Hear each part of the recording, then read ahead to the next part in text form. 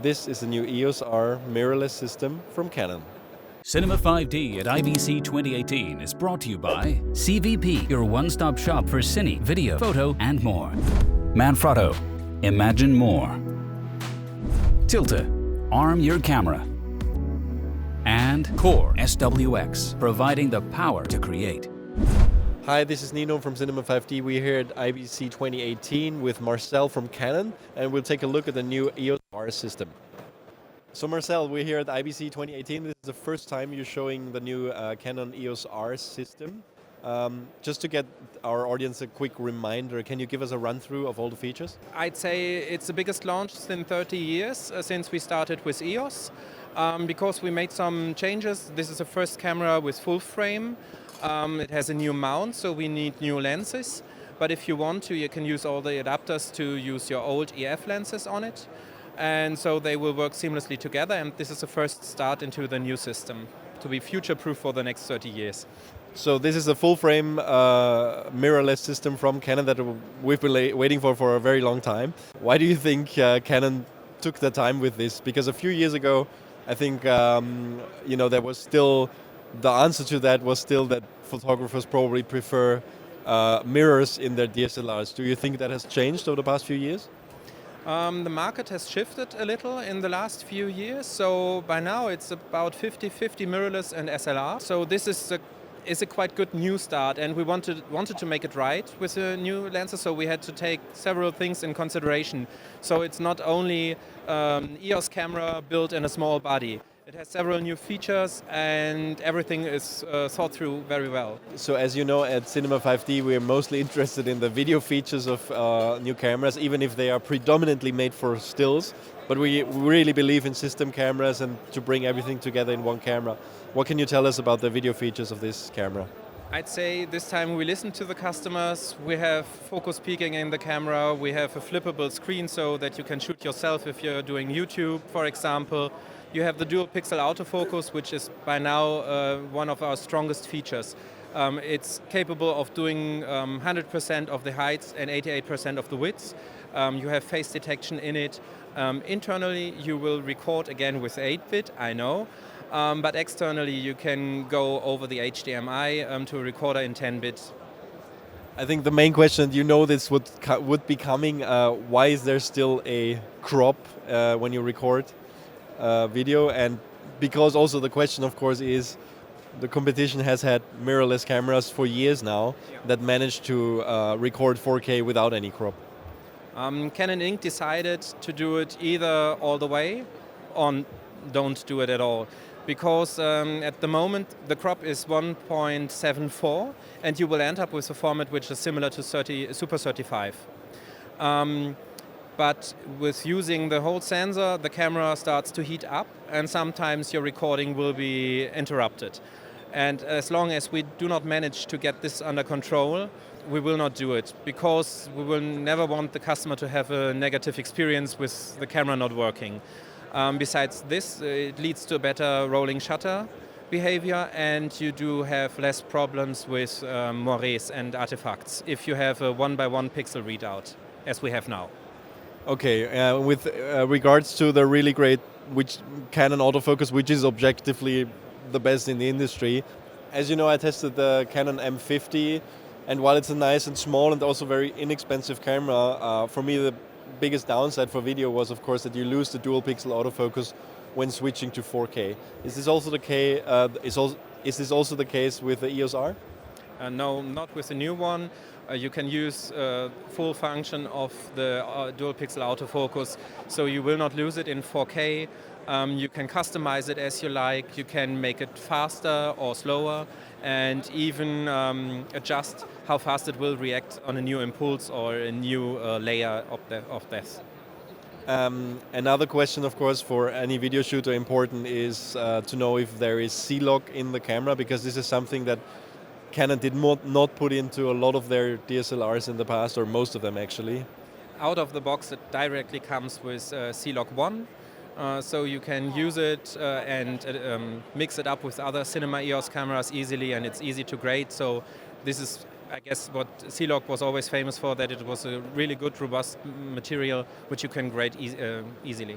most professional new DSLRs and also a lot of mirrorless cameras from other manufacturers have dual SD slots now because this has kind of become a standard. Why was the decision made that the EOS R has only one?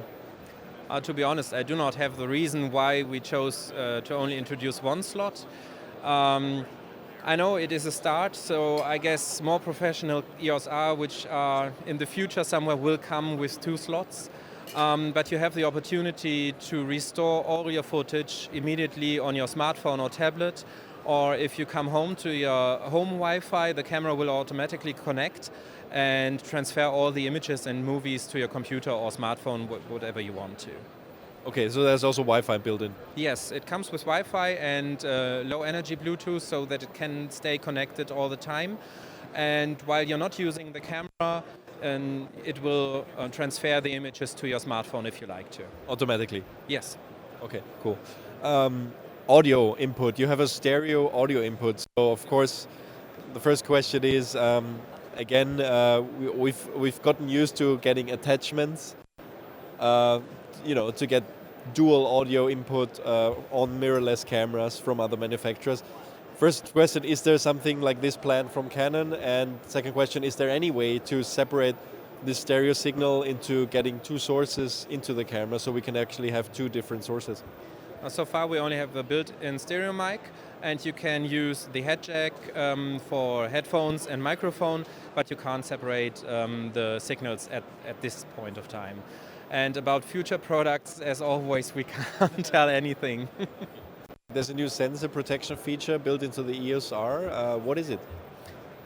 If you switch the camera off and change the lenses, the shutter will close so that the sensor is protected from dust.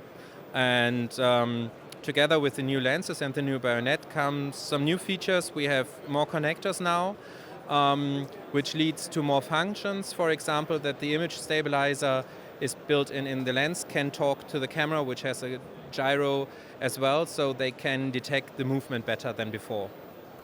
Okay, so this is the new stabilizer. Is there anything else to add how the stabilization works in this camera? This is predominantly for photo, but as well you can use it for video. So you counteract small movements within the lens by the optical stabilization, and you have a 5-axis stabilization in video mode, which can prevent camera movements in any directions or rotation, and really counteracts quite strong against even slow movements when you're walking. So your image is not cropped when you use any kind of stabilization? It has 2 modes. The one mode that is already quite capable of doing rotation and tilt, and there's one dynamic mode which is stronger to protect you from movements from walking, and this will crop like 10% into the image. Okay. Let's stay with the lenses for a little bit. You also introduced a new range of lenses to go with these cameras. What focal lengths do you have, and what's different about the existing EF range? So far, directly from the start, we will have a 24 to 105 millimeter with f-stop 4, a 35 millimeter with 1.4, 50 mil, which I have on here with 1.2, and really new lens. And what I really do like a lot is the 28 to 70 with a constant aperture of 2. So this is a benefit out of having a mirrorless camera. You can now design lenses which have better optical qualities, are lighter, just because you do not have the mirror in between anymore. How is it backwards compatible to EF lenses? Fully. So we decided not to skip the old system. So instead of, we integrated it completely, so the camera will, within 2018, always come with an adapter attached. And the camera is capable of speaking to the old lenses in the same language than before, so you have no translation delay or no functional limitations at all. So you can just use your old lenses as you always used to be. Is the autofocus working just as well with the old EF lenses, or is there any difference in performance? No differences at all, so you can use the full potential of the DAF. dual pixel autofocus.